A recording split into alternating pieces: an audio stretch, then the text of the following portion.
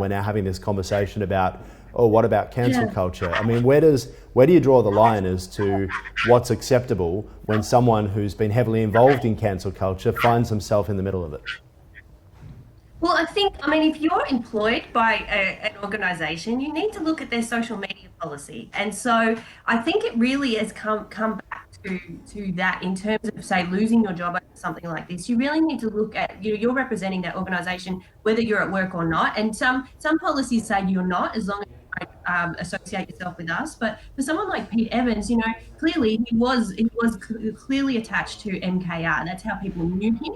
And so it was really MKR trying to minimise the damage to their reputation, and and I mean, they might have lost advertisers over it as well. And so that's clearly distanced themselves from him. So I think if you're an independent person, you can go out and say whatever you like. But if you're being paid by another organisation, then you need to really negotiate what are the terms surrounding that in relation to your social media activity.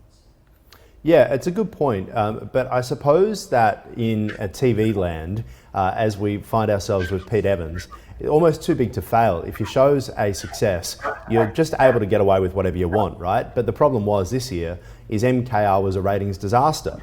And Channel 7 obviously were probably looking at this saying, all right, well, now's the time where we can take some steps. Now, what's your tips for companies that might be doing that? We know that Atlassian, which is one of the biggest companies in Australia in terms of value right now, and two of the biggest billionaires in the country, they have said that they've got a no jerk policy. So you can be as great as you are at your job, but if you're a fool or if you're a nightmare in the office or whatever, get out is the way that they kind of look at it there too. Is that what businesses should be doing, or is that a little bit too far?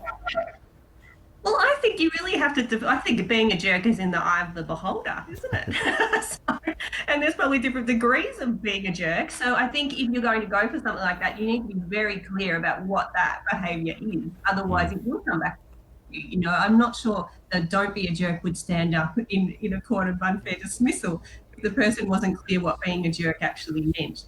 So I think if you're going to have conditions around people's behaviour on social media or in the workplace, you need to be very clear about what is acceptable and what is unacceptable, and you need to educate. So not just putting it in a policy and going and reading it, but actually taking the time to train people in that so they understand what that actually means. Yeah, for sure. All right, we'll leave it there for now.